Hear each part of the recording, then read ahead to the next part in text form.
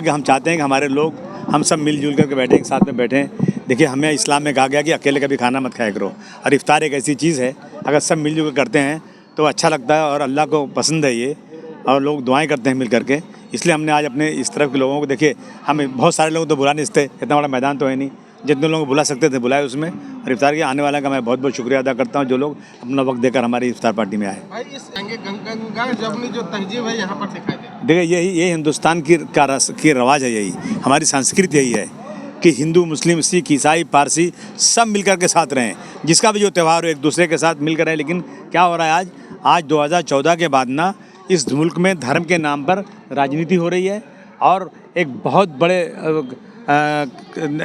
ख्याल वाले इंसान ने कहा था कि जो लोग राजनीति में धर्म को लाते हैं, समझो कि वो लोग जो है उनके गलत लोगों के हाथ में सत्ता है, और जो लोग सिर्फ डेवलपमेंट की बात करते हैं समझो उनके हाथ में सत्ता सही लोगों के हाथ में है। हमारी सत्ता गलत लोगों के हाथ में है जो आज सिर्फ और सिर्फ डिवाइड करना चाहते हैं। मैंने अभी आप देख रहे हैं चारों तरफ से आवाज़ उठ रही है जो औरंगज़ेब रहमतुल्लाह के बारे में। हमने कोई ऐसी बात नहीं किया था। मैं पूछना चाहता हूँ 300 साल पहले हो गया, आज तक कब्र क्यों नहीं खोदा उन लोगों ने?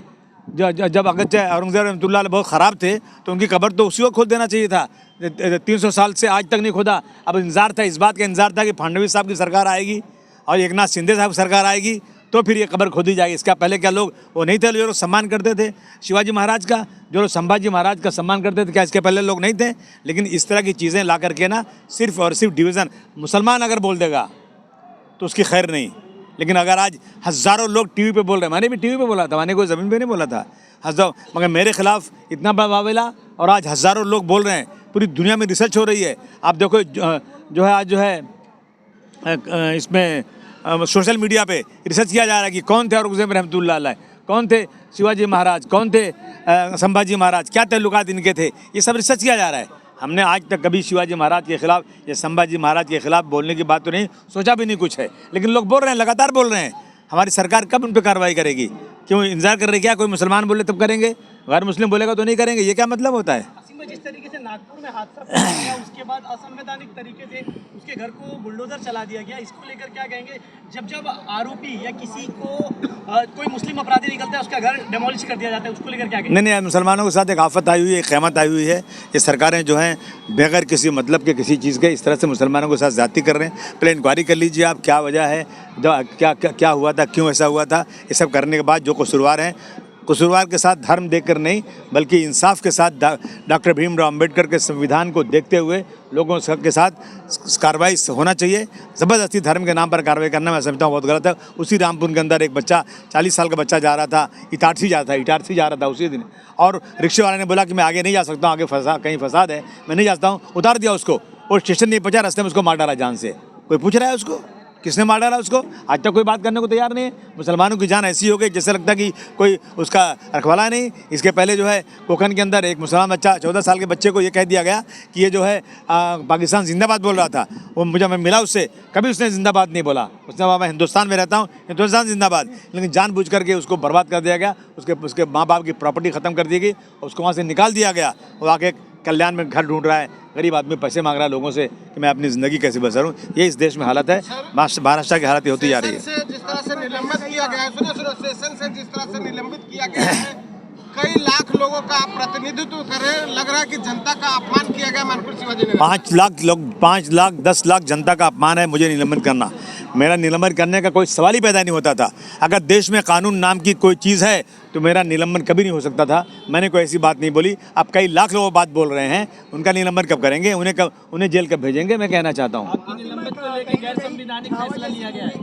मूवी जो इतिहास अलग दिखा रहा है, कहीं ना कहीं लोगों में इसका नहीं, मैं कहना चाहता हूँ कि ऐसी मूवी को बिल्कुल बैन कर देना चाहिए, थिएटर में चलने नहीं देना चाहिए जो सच्चाई पर ना हो। जो मूवी सिर्फ और नफरत के लिए बनाई जाती हो, सोया हुआ है सेंसर बोर्ड वो जो चाहे पास कर दें। इसके पहले कश्मीर के पंडितों के बारे में हुआ, बिल्कुल सच्चाई नहीं, और हिंदू भाइयों को मुसलमानों के खिलाफ एक जो है नफरत पैदा कर दी गई। ये फिल्म छावा जो आई है ये भी वही कर रही है, सच्चाई नहीं दिखा रहे हैं। सच्चाई देखना है तो जितने हिस्टोरियन उनकी किताबें पढ़ो, उनको देखो, जो आज बोल रहे हैं गूगल में सर्च करो कि सच्चाई क्या है। सच्चाई ना करके ये सिर्फ और सिर्फ उनको वो अच्छा लगता है कि मुसलमानों को जितना भी परेशान करेंगे उतना मेरा वोट बढ़ेगा। तो ये रोज़ाना यही हो रहा है और कुछ नहीं। जो बातों को हिस्टोरियन ने हाँ, यही बात क्या लगता है क्या चल रहा है? सिर्फ मैं मुसलमान हूँ इसलिए ऐसा हो रहा है और कोई वजह नहीं। असीम भाई, जिस तरीके से टीवी डिबेट के दौरान असीम मंत्री बना दिया जाना चाहिए, इस बात को आप कैसे देखते हैं? नहीं, मैं क्या कह सकता हूँ, कोई मोहब्बत नहीं है, ये सिर्फ बेवकूफ़ बनाने की बात है। सिर्फ और सिर्फ ये लोग अपना वोट बैंक बनाने के लिए भारतवर्ष की हिस्ट्री को झुठला करके हमारे अच्छे हिंदू भाइयों के अंदर मुसलमानों के खिलाफ ऐसा वावेला खड़ा करके नफरत पैदा करके एक माहौल तक करें, और इससे बहुत बड़ा भारतवर्ष का नुकसान होने वाला है। देश की गंगा जमनी में मैं ये कहता हूँ, ना तेरा है ना मेरा है, ये हिंदुस्तान सबका है, नहीं समझी गई बात तो नुकसान सबका है। सही बात है भाई, सही बात है। सागर से जो नदियाँ मिल गईं दिखलाई नहीं देती, महासागर बनाने में मगर एहसान सबका है। हाँ, बॉस लोग क्या कहना चाहेंगे?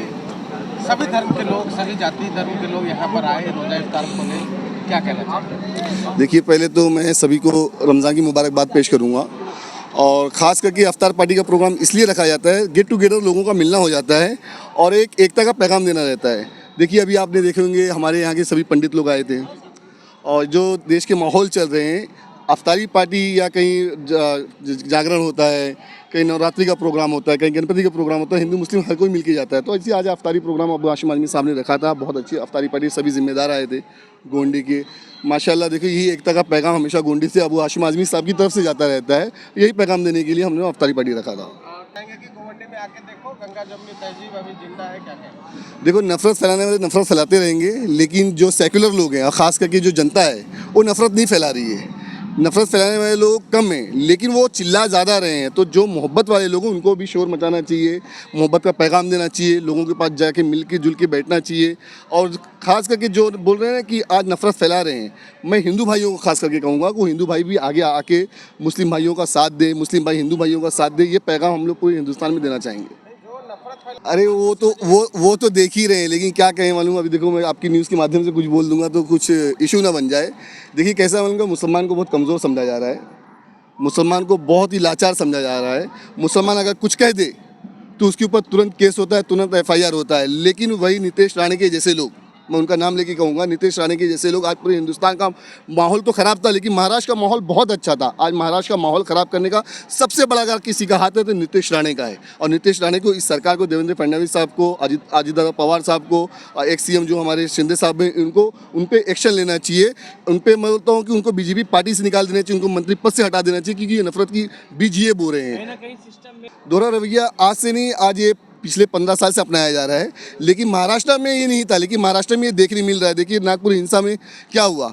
आज देखिए, जो दूसरे समाज के लोग थे उनको 3-3 हज़ार जमानत पे छोड़ दिया गया, लेकिन जो मुसलमान थे उनको अभी तक अंदर रखा गया है, अभी तक उनको अंदर रखा गया। नीतीश राणे बोलता है कि मस्जिद में घुस के मारेंगे, नमाज नहीं पढ़ने देंगे, उनके ऊपर कोई FIR नहीं होता, क्योंकि जिसकी सत्ता है, बोलते ना, जिसकी लाठी उसकी भैंस है। वही चल रहा है आज के समाज में। हम लोग यही चाहेंगे कि अल्लाह से दुआ करते हैं, देखिए, जो उसमें दोषी हैं उसको सख्त से सख्त कार्रवाई होना चाहिए।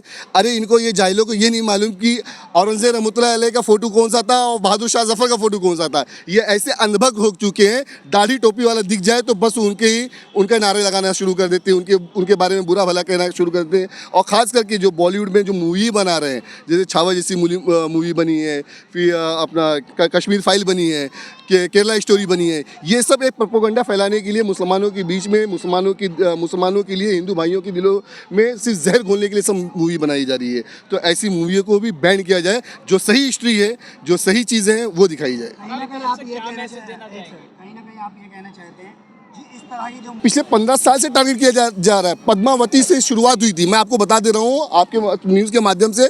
पद्मावती मूवी से स्टार्ट हुई थी, और ये छावा मूवी पे देखो ख़त्म हुई। और भी कुछ मूवी निकालेंगे ये लोग, और भी कुछ बातें लेके आएंगे। हिंदू मुसलमान, एक्चुअली देखो, एक हरी टोपी लगा देंगे किसी मुसलमान दाढ़ी वाले लोग को, और किसी को भगवा कलर पहना देंगे, और ये दिखाएंगे ये क्रूर शासक था, ये क्रूर लोग हैं, ये मुसलमान ऐसे होते हैं। ये एक दिलों में जहर बोया जा रहा है, दिलों में जहर बोया जा रहा है। अरे 101% चलता था। अच्छा, मैं क्या बोल रहा हूँ, इनमें इतनी ही ताकत है, इतना ही सत्ता का पावर है ना। बाला साहब के साहबजादे उद्धव साहब ठाकरे ने क्या कहा, गद्दार को गद्दार नहीं कहेंगे तो क्या कहेंगे। उनके ऊपर जाइए ना, शिवसैनिक जो अपने आप को असली शिवसैनिक कहते हैं, उनका जाके घर तोड़िए ना, वो मज़ा सिखाएंगे। लेकिन किसी कमज़ोर तबके को जाके टारगेट करना, अरे मुसलमान तो ऐसी बेसहारा लाचार हो चुका है।